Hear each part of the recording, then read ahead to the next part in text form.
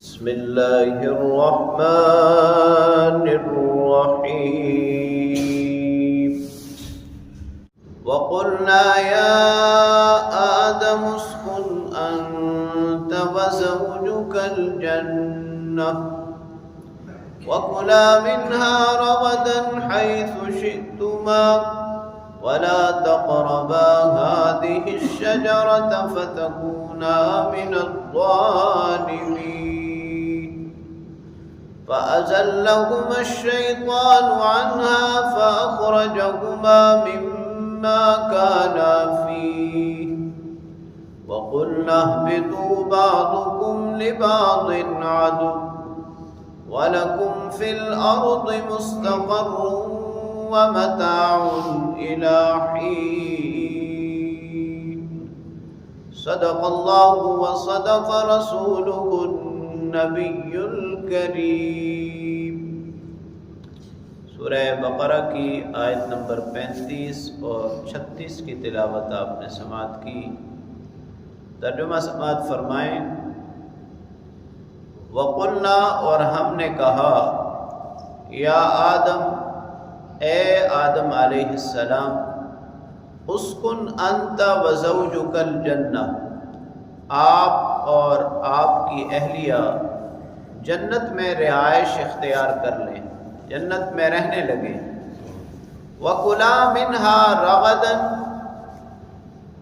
اور دونوں وہاں سے کھائیں جتنا چاہیں، حیث شئتما، جہاں سے چاہیں۔ وَلَا تَقْرَبَا هَذِهِ الشَّجَرَةَ، لیکن اس ایک درخت کے قریب نہ آنا۔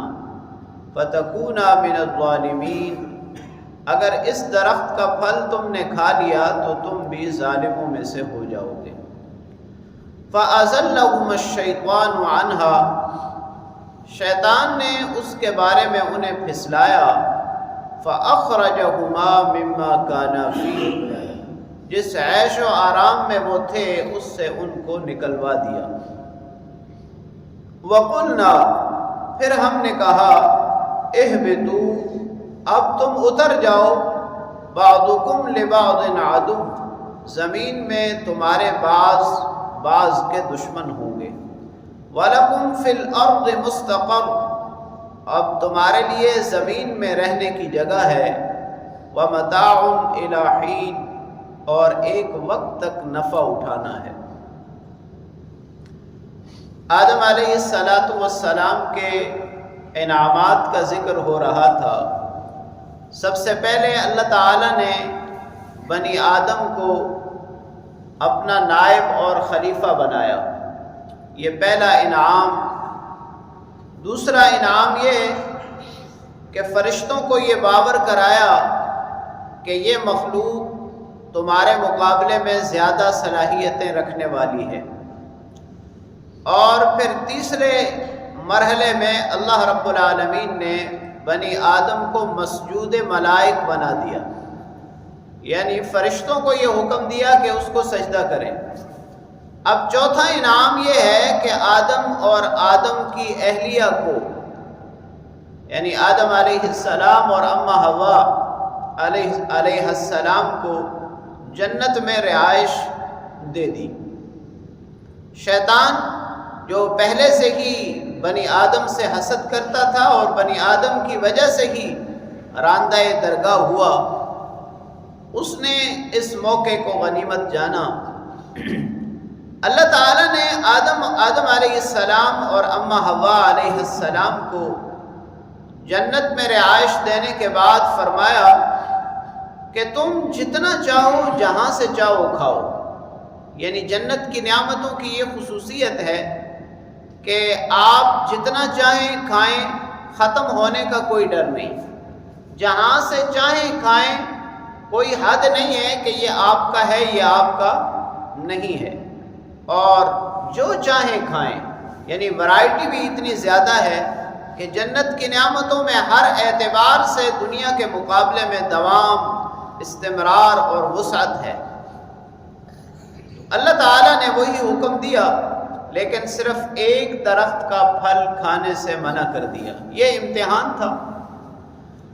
شیطان نے موقع کو غنیمت جانا اور آ کر کہا کہ آپ کو معلوم ہے کہ آپ کا انجام کیا ہے؟ آدم علیہ السلام نے جواب دیا کہ مجھے تو معلوم نہیں۔ اس نے کہا کہ آپ کا انجام تو موت ہے۔ آدم علیہ السلام نے فطری طور پر انسان پوچھتا ہے کہ پھر اس کا علاج کیا ہے؟ آدم علیہ السلام نے جب پوچھا کہ اگر موت ہمارا انجام ہے تو اس سے بچنے کا طریقہ کیا ہے؟ اس نے کہا اس درخت کا پھل کھا لو، بچ جاؤ گے۔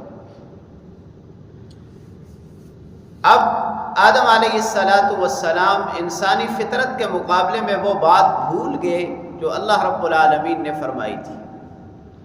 اس بھولنے کی وجہ سے لغزش ہو گئی۔ یہاں ایک بہت بڑی بات نقطے کی کہ انبیاء علیہم الصلوات و تسلیمات سے تو کسی طرح کی غلطی ہوتی ہی نہیں ہے۔ اگر انبیاء سے غلطی ہو تو پھر تو ساری امت ہی بھٹک جائے۔ تو یاد رکھیں کہ غلطی وہ ہوتی ہے، گناہ وہ ہوتا ہے جو آدمی اپنے قصد اور ارادے سے کرے۔ جو لغزش ہوتی ہے وہ بھول کر ہوتی ہے۔ آدم علیہ السلام اس لمحے جس لمحے آپ نے شجر ممنوعہ کا پھل کھایا، اس لمحے اللہ رب العالمین کا وہ حکم بھول گئے تھے انسانی فطرت کے مطابق۔